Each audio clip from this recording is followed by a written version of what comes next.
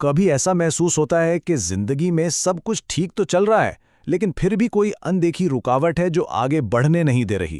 آج ہم اسی عام لیکن پریشان کن احساس کو سمجھنے کی کوشش کریں گے اور دیکھیں گے کہ ہمارے آج کے ماخذ میں اس کی کیا وجوہات اور حل بتائے گئے ہیں۔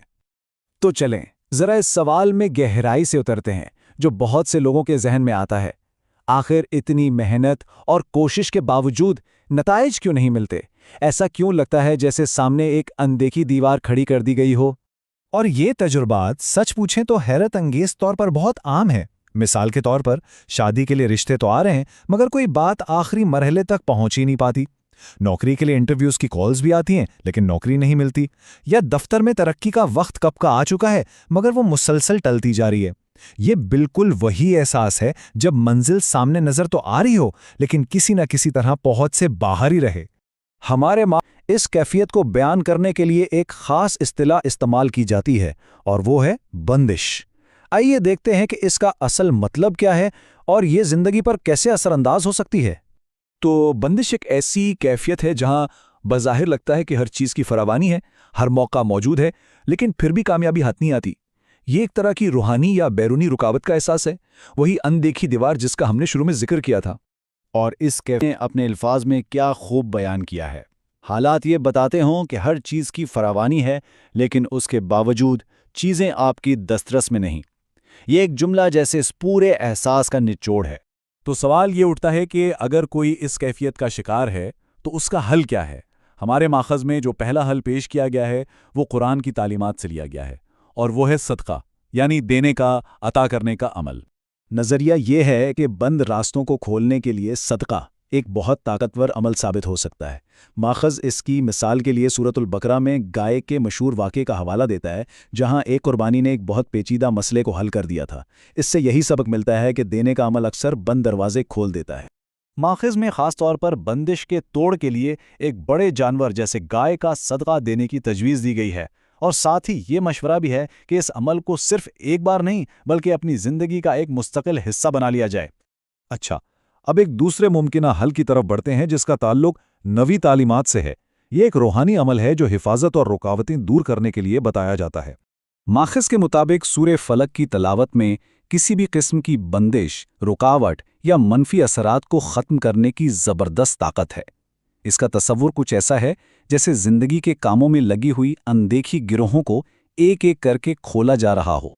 اور اس عمل کے لیے ایک خاص مدت بھی بتائی گئی ہے، اور وہ ہے 33 دن۔ ماخذ کے مطابق یہ تعداد اس عمل کی تاثیر کے لیے بہت اہم ہے۔ اس عمل کا طریقہ بھی بہت واضح طور پر بتایا گیا ہے۔ عمل شروع کرنے سے پہلے 14 مرتبہ درود پاک پڑھنا ہے، پھر سورۃ الفلق کی تلاوت کرنی ہے اور آخر میں دوبارہ 14 مرتبہ درود پاک پڑھنا ہے۔ اور سب سے اہم بات یہ ہے کہ اس عمل کو بغیر کسی وقفے کے مسلسل 33 دن تک جاری رکھنا ہے۔ تو یہ تو ہوئے روحانی حل، لیکن ہمارا ماخذ یہاں ایک بالکل ہی مختلف زاویے پر بھی بات کرتا ہے۔ وہ یہ سوال اٹھاتا ہے کہ کیا ہو اگر مسئلہ کسی بیرونی رکاوٹ کا نہ ہو بلکہ صرف غلط وقت کا ہو؟ یہ ایک بہت ہی اہم سوال ہے جو پوری صورتحال کو دیکھنے کا انداز بدل سکتا ہے۔ کیا یہ ممکن ہے کہ جسے بندش سمجھا جا رہا ہے وہ دراصل کچھ اور ہو؟ تو اس طرح ماخذ ہمارے سامنے دو ممکنہ وضاحتیں رکھتا ہے۔ ایک طرف ہے روحانی بندش اور دوسری طرف ہے ناموافق وقت، یعنی حالات اور ستارے ابھی شاید سازگار نہیں ہے۔ تو پھر یہ کیسے معلوم ہو کہ وقت ٹھیک ہے یا نہیں؟ اس دوسری ممکنہ وجہ کو جانچنے کے لیے ماخذ علم نجوم کے ایک ذریعے یعنی زائچہ بنوانے کا مشورہ دیتا ہے۔ زائچہ یعنی ایک طرح کا پیدائشی چارٹ اس بات پر رہنمائی دے سکتا ہے کہ کسی خاص کام کے لیے کائناتی اعتبار سے وقت مناسب ہے بھی یا نہیں۔ اس سے یہ سمجھنے میں مدد مل سکتی ہے کہ جس کام کے لیے اتنی محنت کی جا رہی ہے کیا اس کا صحیح وقت ابھی ہے یا کچھ مہینوں بعد آئے گا یا شاید اگلے سال آئے گا۔ یہ جاننے سے اپنی کوششوں اور توقعات کو بہتر طریقے سے منظم کیا جا سکتا ہے۔ تو آئیے آخر میں ان 3 مختلف راستوں کا خلاصہ کرتے ہیں جو اس مسئلے کو سمجھنے اور حل کرنے کے لیے ہمارے ماخذ نے پیش کیے ہیں۔ تو ہمارے پاس 3 راستے ہیں۔ پہلا، قرآنی راستہ جو صدقے کے ذریعے ایک روحانی حل پیش کرتا ہے۔ دوسرا، نبوی راستہ جو 33 دن کی ایک مخصوص عبادت کے ذریعے رکاوٹیں دور کرنے پر زور دیتا ہے۔ اور تیسرا، کائناتی راستہ جو علم نجوم اور زائچے کی مدد سے یہ جاننے کا مشورہ دیتا ہے کہ کہیں یہ محض وقت کا معاملہ تو نہیں۔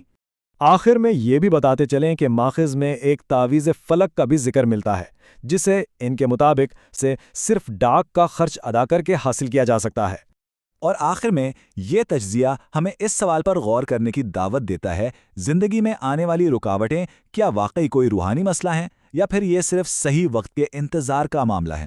اس کا جواب شاید ہر شخص کے لیے اس کی اپنی صورتحال کے مطابق مختلف ہو سکتا ہے۔